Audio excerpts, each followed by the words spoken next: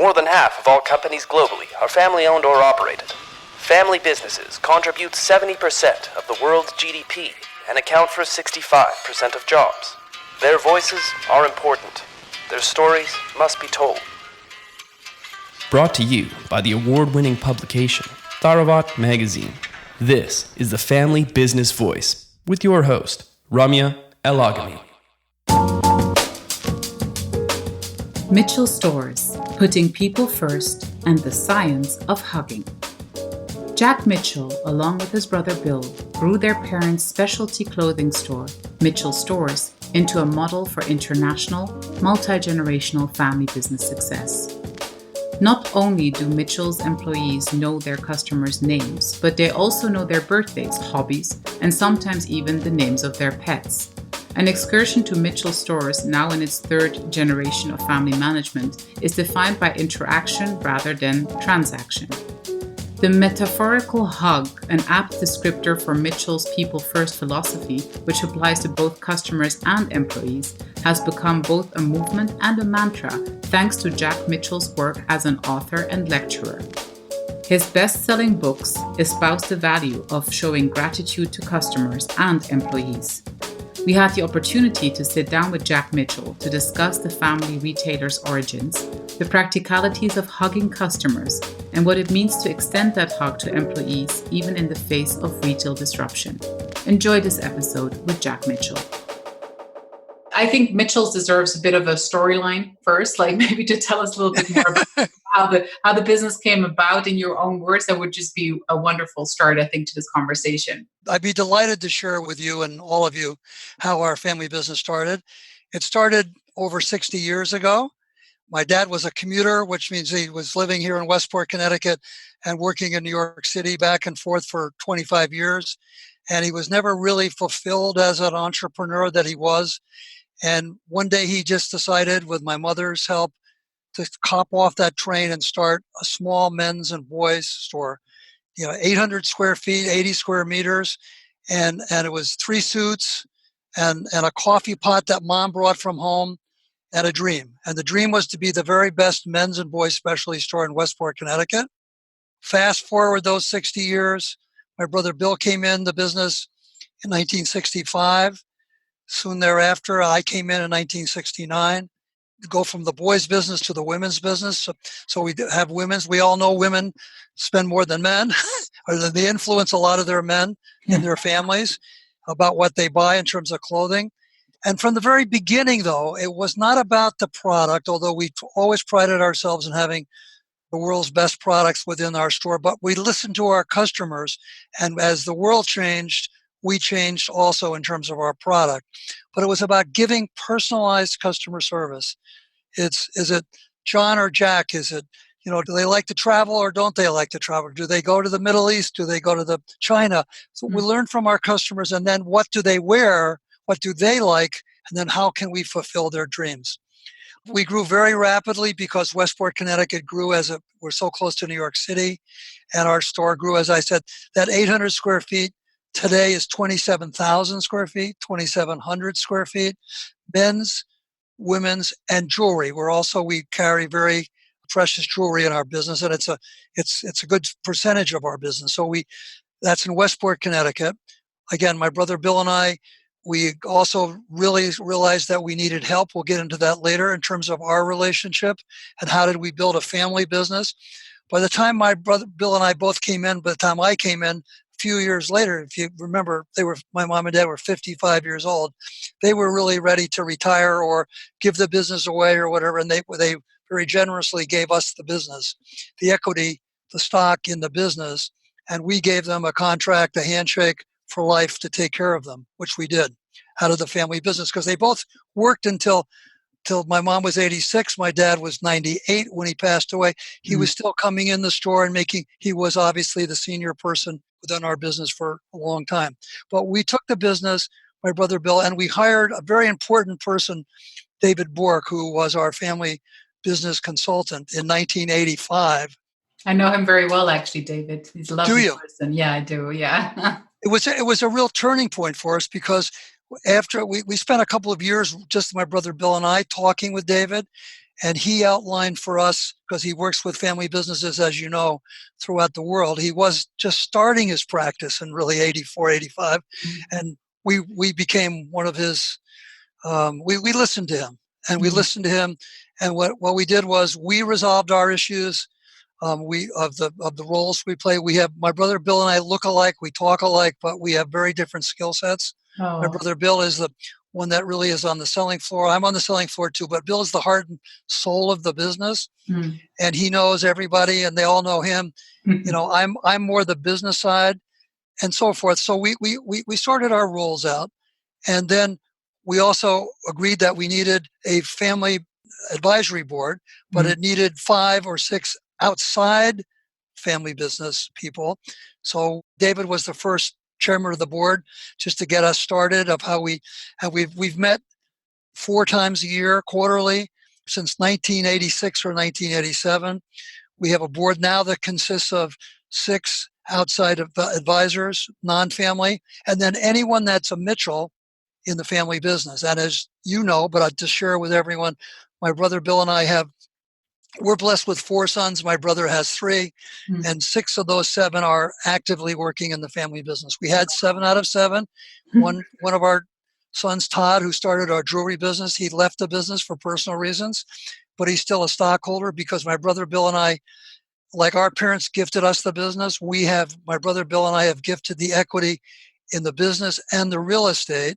When our sons started to come in the business, my brother's 3 and our 4, in 1990, we had a plan that as long as we lived, and my brother and I are still very healthy for our age, we gifted the equity in the business to our sons, and we shifted assets so that my brother Bill and I are not destitute. So they own the business and the real estate. So we have 9 stores. It's a family business. We're all about family values that we've put into the business. We have a mission that is making people feel great. And the vision is to be the best specialty stores on the planet. What a great story. There's such an interesting difference between, how you and Bill came into the business, taking over from your parents. Yes. and taking care of them. Huge difference to you having 7 family members, 7 sons, basically in the 3rd generation, in terms of how they came on board. I'm just curious to understand the differences between, because usually when a 2nd generation takes over, I'm a 2nd generation myself with my 2 sisters. It's not really, we don't really talk much about a recruitment decision, right? Like, it's more of a, we all pull together. You're a close family, sort of like everyone takes care of each other. Like, and if you're in any way, shape, or form inclined towards the business, like, you take over and you do your part, right? Whereas the 3rd generation, of course, because they're more numerous, they have more of a career decision in relation to the family business. So I was just wondering how you all sort of lived through that. Like, was it did you recruit the next generation, or did they volunteer in, or did they have to go through the same kind of procedures as any other employee? How did you manage that? Obviously, I think we managed it successfully, because they're in the business. Start with that. And again, David Bork helped us with that. I know that I always wanted, and so did my brother when we really dug into it. We made a very simple decision, which a lot of family businesses overlook. We had to decide, do we want to go to the 3rd generation, or do we not want to go to the 3rd generation? And it was never in doubt that we wanted to. So that was always there, that we wanted to. Now, growing up, again, the business was growing rapidly. At least I'll speak from my side of the family. I mean, I would come home happy and really excited about what was going on. And so did my wife. Now, remember, she had her own family business too. So that we were happy in what we were doing. And we obviously had some wealth that we were accumulating, and our sons could see that they could enjoy what was going on. And then David we put into place 2 rules. I don't like rules. We're a values side, but the 2 rules that for the possible entry into the business, they had to work somewhere else 5 years after they graduated from college. 5 years. Didn't matter whom they worked with. And the second rule was we would never fire or replace a non-family member with a family member And we say that out loud. That everybody that works with us now, we have 405 people that work with us in our stores. They all know that. They're not going to get any equity in the business, the non-family people, but we pay them well and we treat them like family.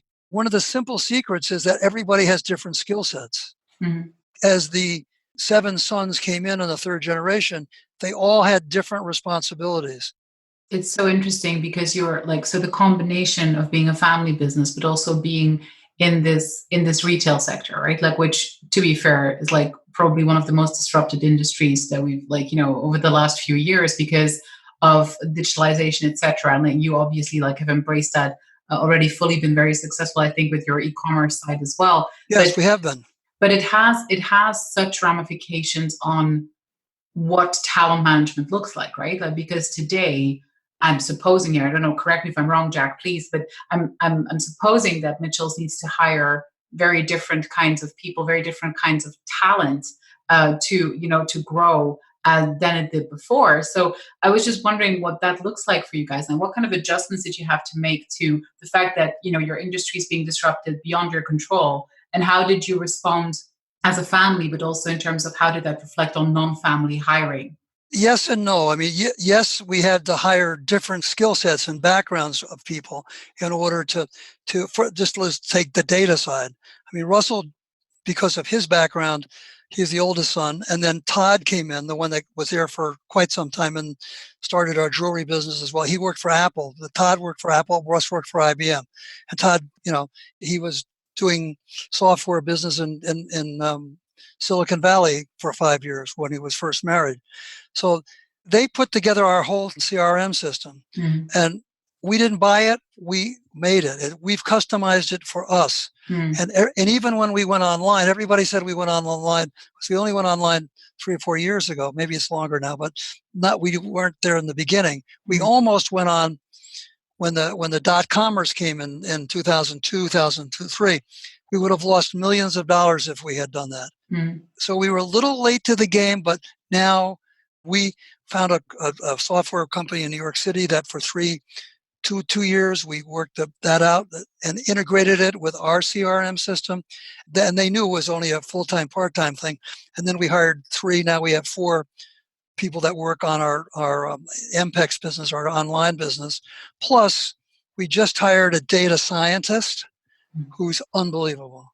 She has her backgrounds from the military. So all the data that we have, every single sale, every single customer by SKU, stock keeping unit, all the data we have on our customers, all the data. So we're not like Facebook. Everything is confidential. You know, we don't share or sell any of our data to anyone. However, we use the data not only to know the score, but also to remain personal. The hiring practices for our family was they now have to. Now we're moving into the 4th generation. We have 7 adult grandchildren from 20 to 24. We have 7 of them.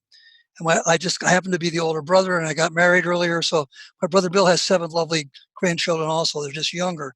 So again, we have a family council also. Family council meets regularly 3 to 4 times a year. We have these open communication with a family council. We have an outside advisory board that meets quarterly. On compensation, which is one of the big things in family business, obviously. We're a meritocracy, and we have there used to be the compensation committee consisted of my brother and myself and Russ and Bob, who were the co-CEOs. Now, Bill and I have stepped off that, and we have 2 of the non-family board members. So Jack, it's so interesting, right? I want to explain here in this conversation, I think it's very important that we touch upon this. And not only did you guys manage to find a structure that works for you, but obviously, then is a very balanced mix between family talent and non-family talent, which works really well together through structuring and strong communication. But what I love about your story is that you've done something that I think very few people, or we've rarely seen it go into that direction. You've taken the things that you've learned from your family business, and you're now teaching all of those big corporate names how to do it, which I just love. You know what I mean? Like, I just love the fact that, because you usually hear the opposite story, right? Like family businesses measuring themselves with big corporates and multinationals. And you did the opposite thing. So you took your family business with your brother and then with your sons, and it's very successful. And with your wife, I also want to mention her. I think it's important. So Thank you. She is. I'm sure she is. And so I think that what's interesting for us now is to understand this journey, how you extrapolated your own experience and poured that into which you called yourself the Hugging Company. I'm going to just like quote you here, like Sure. in the Hugging Yes. Company, and started with the books and really looked outwards and inwards to the organization and have been extremely successful with that. Tell us a little bit more about that journey and when that started for you. Sure. What happened was I was asked to be not a keynote speaker, but a panelist at our CEO summit. I think it was in 2002 at the Boulders, a nice place to have a conference. And it was just the beginning of the dot-com era. I was a panelist. There were 6 of us. There was a keynote speaker, Robin Lewis, who you may know his name. He does the Robin Report and so forth, and he's a good friend now. He was the keynote speaker at 7:30 in the morning, and there were like 350, 400 CEOs, COOs that represented most of the larger stores and medium-sized stores in this country that were attending. And Robin jumped up and down and he said, unless you have a sexy website with all the bells and whistles, in 10 years, your bricks and mortar store is going to won't survive. You need to have a really great online presence because in 10 years or so, everyone's going to buy all merchandise on the internet. That's how we presented it. Everybody cheered. They all seemed to agree. Then our panel came up and there were 6 of us. The first 2, a woman and a gentleman, they were CEOs of good companies, and they essentially said the same thing. We all had 6 or 7 minutes to talk about our business.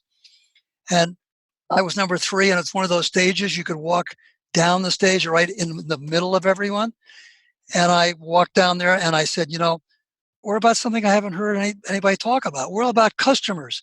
They're the center of the universe. We know their names, their birthdays, their anniversaries. We build personal relationships with our customers, and we have fun doing it. And we do the same with our vendors. We know Joe Dolzenia and Giorgio Canali and so forth. We get to know these people and our bankers. It's about knowing the personalization of the relationships. And I jumped up and down, said all that, and then I stopped. And at the end with the other people, and when we finished, I went down to a round table, and the president of Bergdorf Goodman, you can just say a great store in New York, was a good friend of mine. He put his finger in my face and he said, Jack, the next thing you're going to tell me is you and your employees actually hug your customers. And I said, doesn't everybody? At the minute I said that, I realized that not everybody does hug their customers. I pictured my brother, and I pictured Frank Alagi, who's retired now. He worked at Richards for over 50 years. I could see him hugging customers literally. And gee, my 6 or 7 minutes they liked. They asked me to be a keynote speaker at the next menswear one, like 4 months later. And I said to my son, Russell, the oldest one, who had helped me with my 6 minutes, I said, Russ, what am I going to talk about? He said, well, Dad, you're going to talk about, that hug your customer remark that Ron mentioned. Just build on that because that's what we do. So I did that, and that speech went over very well. So I then said to myself, gee, maybe I was 64 years old then. I said, maybe I could, in 10 years, when I was thinking about either retiring or leaving or changing my role, I could be a speaker because I enjoyed that. So I called the Washington Speakers Bureau, and they said, Jack, you need a book. I said, okay. And 2 or 3 weeks later, in came Jack Romanos, who was the CEO of Simon & Schuster, one of the best publishing. And he happened to lived in Wilton, where we live, the same town. His daughter dated one of our sons. And I said, I told him the story. I said, Jack, I need a book. He said, I'll give you an hour of my time. So now I was, I'm slightly dyslexic. So I scribbled all my notes down. I picked up the phone. I made an appointment. I went in, and in an hour presentation, they loved the idea. And then Fred Hills, who was the editor-in-chief, grabbed me aside. He said, Jack, you're not going to write this book yourself, are you? I said, no, I know I need help. He said, I'll find you somebody. And he found me a wonderful, I call him a collaborator. Some might call him a ghostwriter, but I gave him all of this much acknowledgments. His name is Sonny Kleinfeld. He just retired from the New York Times, 40 years. He has 2 Pulitzers in his bag of tricks. And he captured my voice. And so I tell the stories, and then he helped me put the book together. And, the book became a bestseller. So what do you say about like, what do you say to people who take this sort of like stance and saying like, well, who take this attitude and who talk about like, technology as being something that can actually like eliminate certain jobs and stuff like that, and it should. What is your sort of like attitude towards that, and how does it feed into what your principles were when you were writing the books? I think technology, we believe in technology. We embrace technology, but we embrace it within our value structure and our mission and our vision of who we want to be. I mean, we definitely know that there's a big thing out there called the internet. And I mean, obviously we have a store in Seattle. You can imagine the customers that we have with Microsoft and Amazon there. So we feel that we can continue to have a bricks and mortar channel of distribution be the primary one and bricks and mortar do exist. However, our online business, it isn't only, but it's primarily set up to enhance the shopping experience of our current customers, because our current customers are buying online and they're buying in the store. So we have things like, I mean, Nordstrom's just started this, but we've done it since we began. Reserve in store. You see a pair of Manolo Blahnik shoes and you're a size 7.5 and we don't have it, but we have it. You can see it right picture of it in San Francisco or in Seattle. We have it there. So we just we ship it into you. You don't have to buy it. If you want to buy it, fine. But you bring it into the store, and let's say you're living in Westport. So you bring it into the Westport, we'll bring it in for you next Tuesday. We'll have it for you. And you like it. If you want it, buy it. Or maybe it doesn't fit, it does right. Or so you don't have to return it and all the nonsense that goes on with that. So but we are finding customers that are buying, 80% online. It's and the business is growing rapidly, certainly percentage wise, enormously.